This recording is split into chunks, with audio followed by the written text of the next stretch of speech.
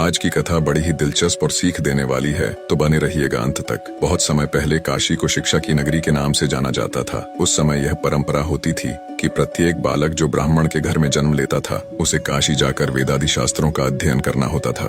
तभी वह कर्मकांड आदि पुरोहिताई के कार्य करने के योग्य होता था।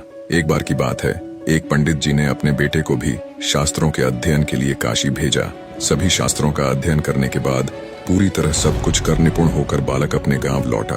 बेटे की आने की खुशी में पंडित जी ने एक भव्य उत्सव का आयोजन करवाया, जिसमें ज्ञान चर्चा का विषय भी रखा गया। उसमें नए पंडित जी को शास्त्रोक्त तरीके से ग्रामवासियों की समस्याओं का समाधान करना था।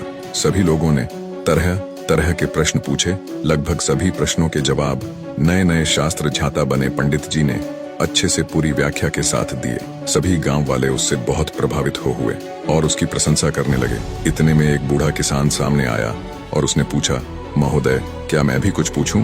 तो पंडित जी ने पूरे विश्वास के साथ कहा, हाँ हाँ, क्यों नहीं, ये सभा ये प्रोग्राम इसलिए तो है।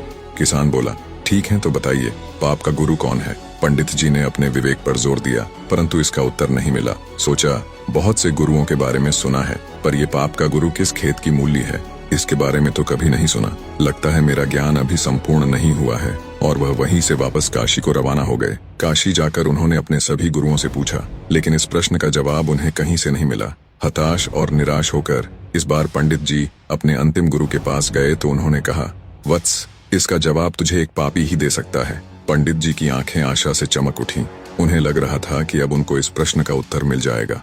उन्होंने तुरंत पूछा, ऐसा पापी कौन है और कहाँ मिलेगा? गुरुदेव बोले, मैं तो किसी पापी को नहीं जानता, लेकिन एक वैश्या है, वह तुम्हारे इस प्रश्न का जवाब दे सकती है। पंडित जी बिना कोई देर किए वैश्या के घर की ओर रवाना हुए। पंडित जी को आता देख वैश्या ने स्वागत में ताना कसते हुए कहा, ज्ञान के साधक, आज अज्ञान की सेवा में कैसे? पंडित जी ने स्वाभिमान पूर्वक कहा, हे देवी, मुझे आपसे केवल अपने एक प्रश्न का उत्तर चाहिए और उसका उत्तर केवल तुम ही दे सकती हो, इसलिए तुम्हारे पास आना पड़ा। मुस्कुराते हुए वैश्या बोली, पूछिए महाशय, ऐसा कौन सा प्रश्न है जिसका जवाब केवल मैं ही दे सकती हूँ? पंडित जी बोले, मैं जानना चाहता हूँ कि पाप का गुरु कौन है। वैश्या ठहाका लगाकर हंसी और फिर गंभीर होकर बोली, महाशय, इसके लिए आपको कुछ दिन यहाँ रहना पड़ेगा। अब पंडित जी इस प्रश्न के उत्तर में पहले ही काफी भटक चुके थे, इसलिए उन्होंने वैश्या की बात मानकर वहाँ रहना स्वीकार कर लिया।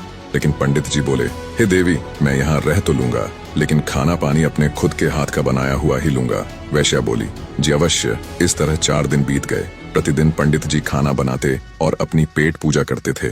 आखिर परेशान होकर पंडित जी ने वैश्या से पूछ ही लिया, हे देवी, मुझे मेरे प्रश्न का जवाब कब मिलेगा? वैश्या बोली, थोड़ा धैर्य धारण कीजिए महोदय, बस 1 दिन की और बात है। उसी दिन पंडित जी का खाने पीने का सामान भी खत्म हो गया। वैश्या का ठिकाना गांव से काफी दूर था। भयंकर गर्मी और चिलचिलाती धूप देखकर पंडित जी ने सोचा, अभी तो बहुत गर्मी है, सूर्य ढल जाएगा, तब शाम को बाजार जाकर सामान लाऊंगा। और भूखे पेट ही काम में लग गए। सुबह से भूखे पंडित जी अपनी पोथियों के पन्ने पलट रहे थे। तभी अचानक वैश्या का आगमन हुआ। वैश्या बोली, पंडित जी, आप अकेले खाना बनाते हैं, कितने परेशान हो जाते हैं। एक काम कीजिए, कल से नहा धोकर आपके लिए खाना मैं ही बना दिया करूंगी।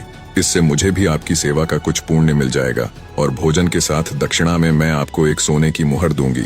पहले तो पंडित जी ने आनाकानी की, किंतु मुफ्त का खाना और साथ में सोने की मुहर का विचार कर वैश्या का प्रस्ताव मान लिया। उसी दिन शाम को वैश्या ने तरह तरह के पकवान बनाए और उसकी सेवा में उपस्थित हुई। भोजन का थाल पंडित जी के सामने परोसा गया, लेकिन जैसे ही पंडित जी ने खाने के लिए अपना हाथ आगे बढ़ाया, वैश्या ने थाल पीछे खींच लिया। वैश्या के इस व्यवहार से पंडित जी क्रोधित हो गए और तिलमिलाकर बोले, ये क्या मजाक है? वैश्या ने विनम्रता पूर्वक कहा, श्रीमान, यही आपके प्रश्न का उत्तर है। पंडित जी, मैं कुछ समझा नहीं। वैश्या ने समझाते हुए कहा, महाशय, क्या केवल स्नान कर लेने मात्र से कोई पवित्र हो जाता है? क्या मेरी अपवित्रता केवल इतनी ही है जो केवल स्नान करके मिटाई जा सकती है? नहीं, लेकिन मुफ्त के भोजन और स्वर्ण मुद्राओं के लोभ में आप अपने वर्षों के नियम को क्षण भर में नष्ट करने के लिए तैयार हो गए। यह लालच ही पाप का गुरु है श्रीमान। पंडित जी को अपना जवाब मिल चुका था।